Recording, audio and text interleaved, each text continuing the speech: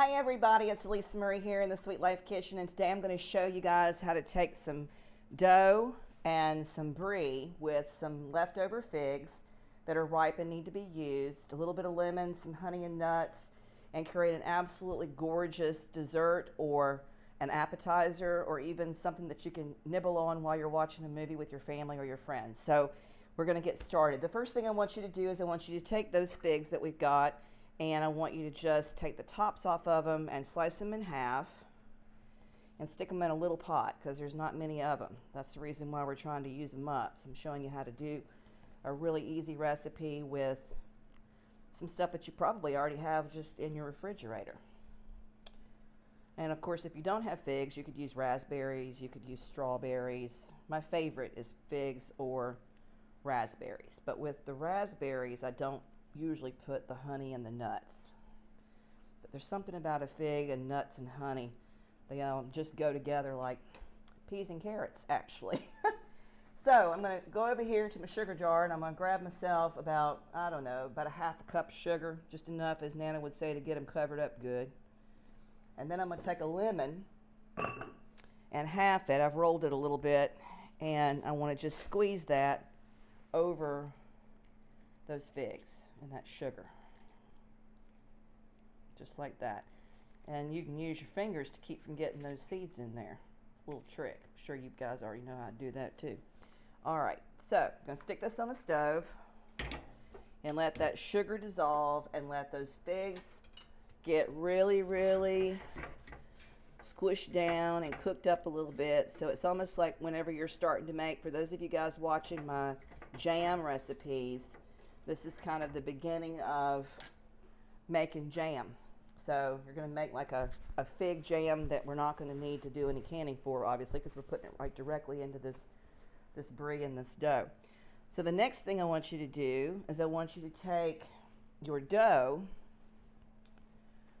and I want you to spread it out. You know, they come in 2 sheets, so we're going to need 1 sheet. The other sheet we can just set aside, and unfold that dough.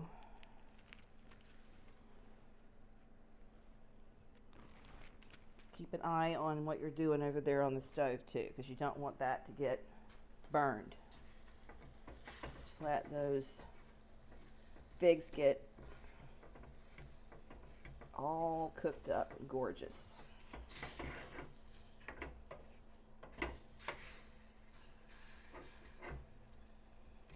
Alright,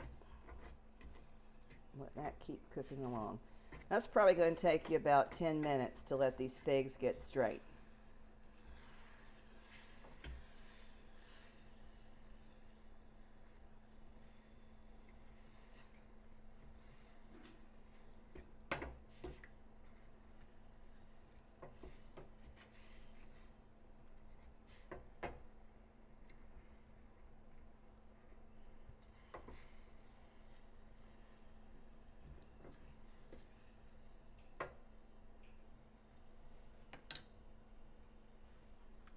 All right, the next thing you want to do is you just take your brie, you take it out of the box that it comes in, and I want you to set that brie down onto your dough, just like that. And then what I want you to do is I want you to take some nuts, and if you're allergic to nuts, skip this step, obviously. If you love a combination of nuts, you could certainly do that. I actually have been lucky enough to have purchased a jar of a combination of different nuts, and so these are pecans and peanuts and pistachios, all mixed already in a honey kind of glaze. You take that like that and squish it down over the top of that brie and get everybody happy like that. Meanwhile, over here I've got my oven on 350 degrees, and so I am working on getting everything put together. This is an easy recipe to do. Once you just get everything kind of put together for yourself, you don't have to do a lot of moving around, but you do want to get that oven started. And we'll go check on those figs too, because I hear them sizzling. I want to get them good and cooked up.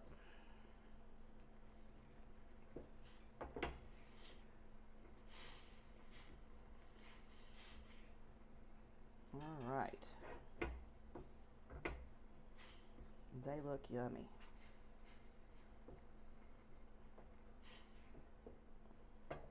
Really yummy.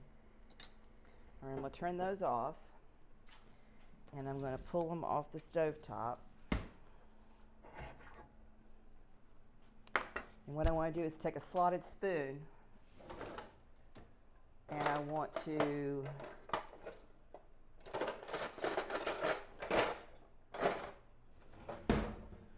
put those figs, drain them out a little bit so that you don't have a lot of liquid, because you don't need that liquid, but you do want these yummy fruit, and lay that down on top of those nuts just like that. It's just beautiful. Just like that.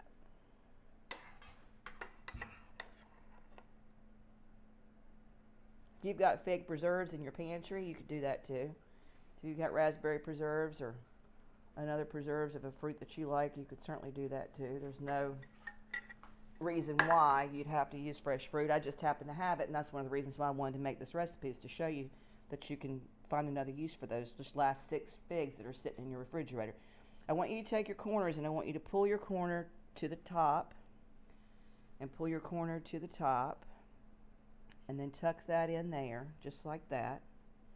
So you make like a little triangle like that.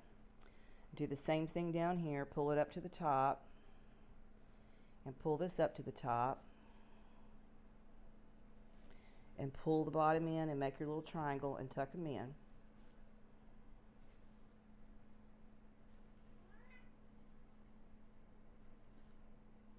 Then I want you to take the other piece of dough that you've got, and I want you to roll out just a little bit. We hear William talking, don't you?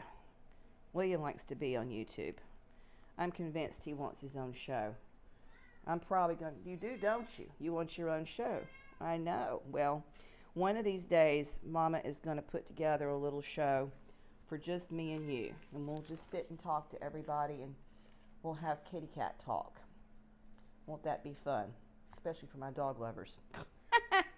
Okay, I want you to take just a section of this. Just grab like that, okay? And I want you to move it so you can see me. I want you to make yourself a square. And you're going to need 2 of those. And then from that, I want you to make 2 triangles. Just like that. Just back to basic math. Take that right there that you've got your triangle and lay it over where your triangle is, where it's peeping through, because I don't want this to be something that is not sealed. I want the dough to be completely covering everything that we've just put on this brie. It's the same thing here. Put this down, cover it up. If you want to curl that end up a little bit, kind of make a little decoration, you could certainly do that. During the holidays, if you wanted to actually take more of this dough and cut out little berries and holly and do a little decor like that, you could do that too. And that would be pretty for some of your festivities that you're maybe going to someone's house for Christmas brunch or something, and you want to do a special appetizer for the hostess. So get everybody covered up. Then the next thing I want you to do is I want you to take some egg.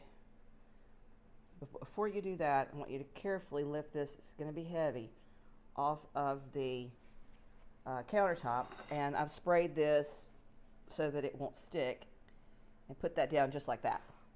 And then I want you to take some egg, and I want you to brush everybody with the egg, all of it. Just be real gentle and get everybody covered up with that.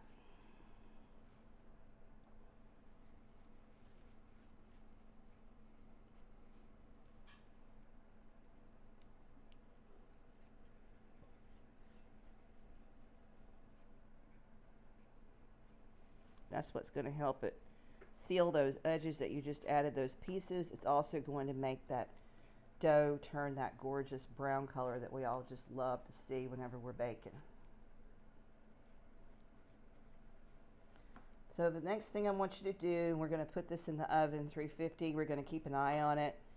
Depends on your altitude and all of that information and jazz about how long it takes to bake. But I'm always in the kitchen anyway, or if I'm not in the garden, so I'm always keeping an eye on things. But I think that safely you could say it's going to take at least 45 minutes, give or take a little bit. So I'm going to stick this in the oven, and then when it comes out of the oven, I'll be right back to you. We'll see you soon. Let this cool down, and then what I want you to do is I want you to put it on a gorgeous circular wooden board. Add some fruit, do some wonderful crackers. Some water crackers are always really good with this, but it is just delicious. It's that gooey brie combined with those nuts and those figs. And it's really beautiful. You see how you've made like a little sunshine, how I showed you how to do that? We'll see you next week. I hope you guys are enjoying these episodes. Take care.